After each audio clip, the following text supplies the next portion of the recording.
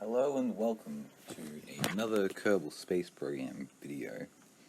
I am Ben the Best 5 and this is video 3 of my Efficient Contracts playthrough, end of playthrough in career mode.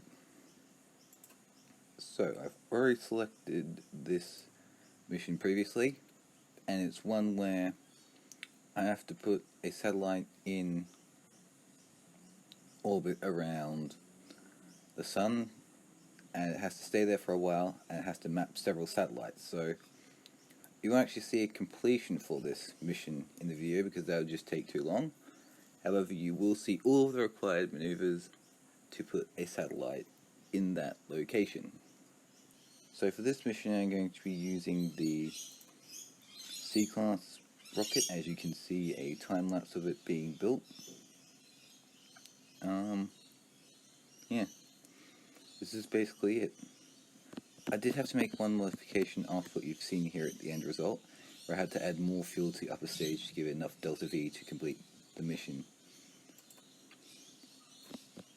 This is actually my second iteration of the C-Class vessel, because the original variety, it didn't work.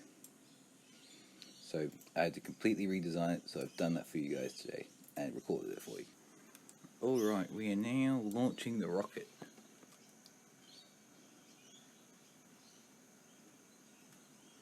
So, another change which I included in this rocket, which I forgot to mention, is that the upper stage, instead of having the Terrier engine that you saw previously during the construction, it now has a Leo engine, just for the extra thrust that provides, which allows the second stage to circularize a bit faster.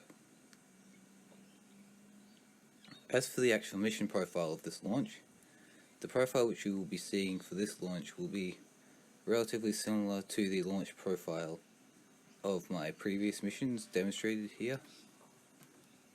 However, this mission requires there to be fuel left over in that lower stage so that it can perform a bit of a slowdown burn, so that the parachutes can deploy, because otherwise the rocket is moving too fast for the parachutes to deploy safely.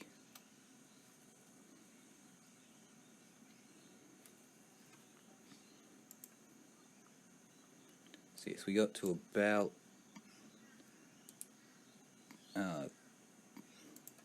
45 degrees at 10 kilometers. A bit shy, but that's okay. This rocket needs all the help it can get. Now we're just going to circularize here, and yes, for these kinds of rockets where I have an upper stage which is to control as well as a detachable lower stage, I like to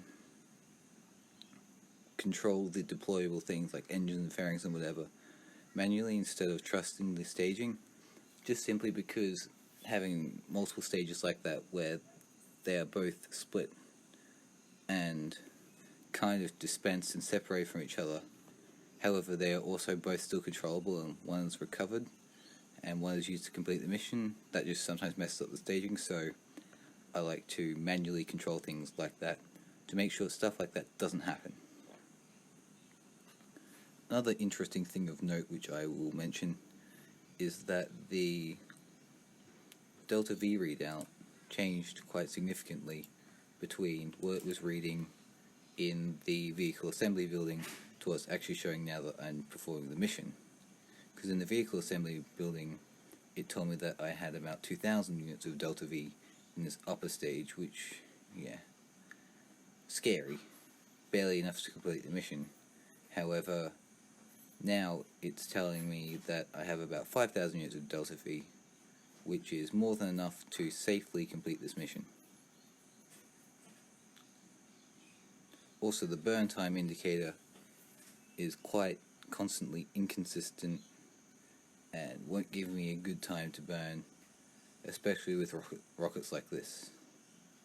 So I kind of have to eyeball and guess burns like circularization, and usually they end up pretty good. Also, you'll be seeing some spare footage here of the rocket circularizing Alright, we have an orbit confirmed for this rocket. Now we're going to quickly switch to that lower stage and make sure it's pointing prograde. Now it's important this is pointing at prograde during the re-entry, just simply because if those engines are not pointing prograde, then the re-entry burn will not work. And that's an incredibly important aspect to getting the recovery of that lower stage working. You'll also be seeing some sped up footage of the re-entry as well as the parachute descent, just because those things are quite tedious. Alright, so now we are starting our slowdown burn so that those parachutes can deploy. There we go, those parachutes are out, and now that will slow the vehicle down and bring it to a nice splash down the ocean where it can be recovered to help make this mission as profitable as possible, which is the whole aim of my missions. Alright, we are recovering this vessel, or well, booster. Alright, so we've recovered no science from this mission, but that is to be expected. However, the funding, we have recovered 40,000 funds from this mission, which means that it's only actually cost us about 20,000 funds to launch the rocket. And considering that this rocket has to be launched so that it re-enters quite close and lands close to Kerbal Space Center, we recovered at just over 90% value, which really increases the funds. So now we are going to use this second stage here to complete the mission. Now, to complete the mission we need to get to the outlined orbit so that we can then start mapping satellites around Juno.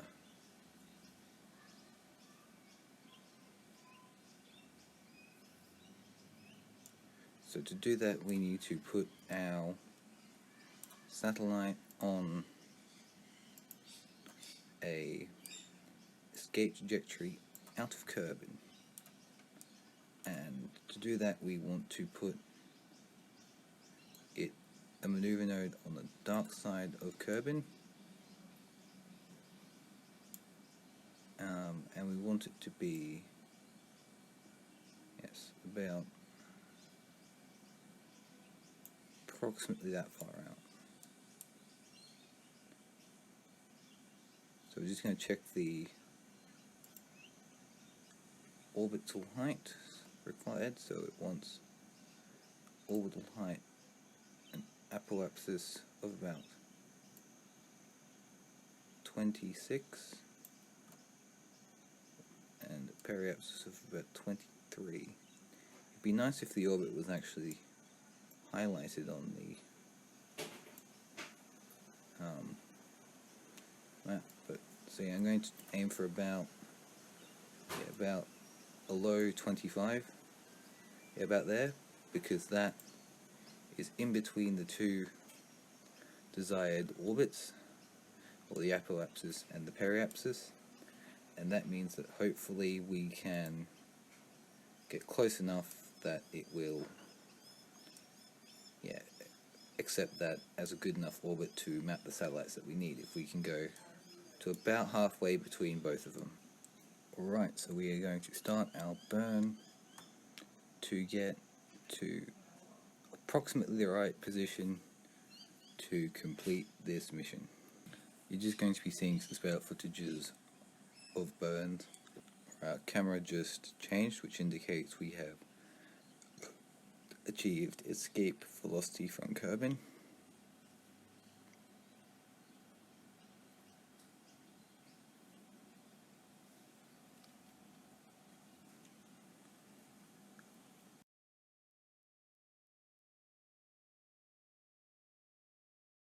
And our apoapsis is where we want it, so we can stop burning now and mark off the maneuver node.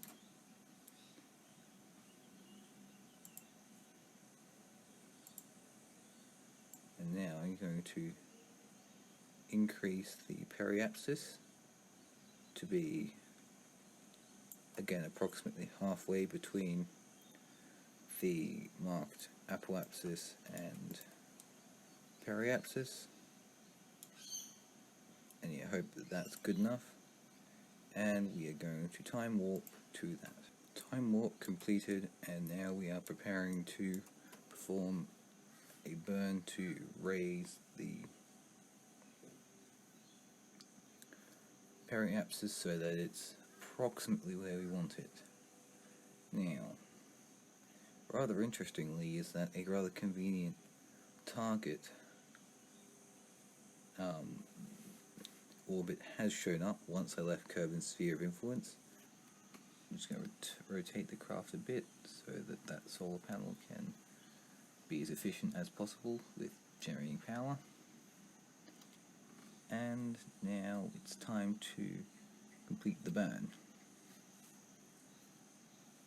You'll just be seeing some spare footage here of the burn happening.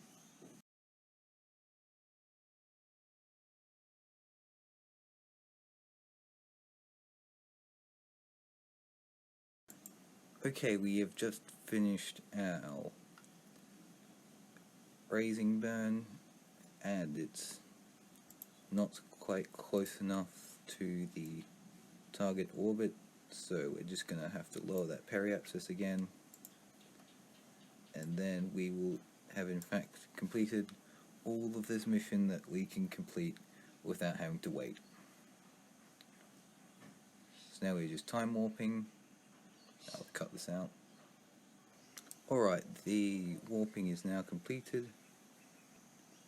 Okay, we are now at the location of our final burn to lower that periapsis to the height indicated.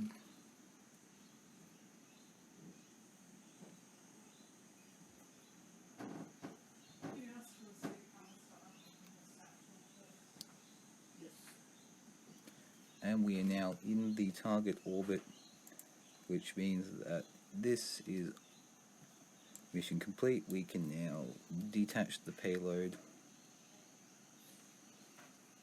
and wait for it to complete the mission by itself. So yeah, thank you for watching. If you liked it, please leave a like, please subscribe, comment. Thank you to all of the support I've received so far. I appreciate it all. Thanks for watching.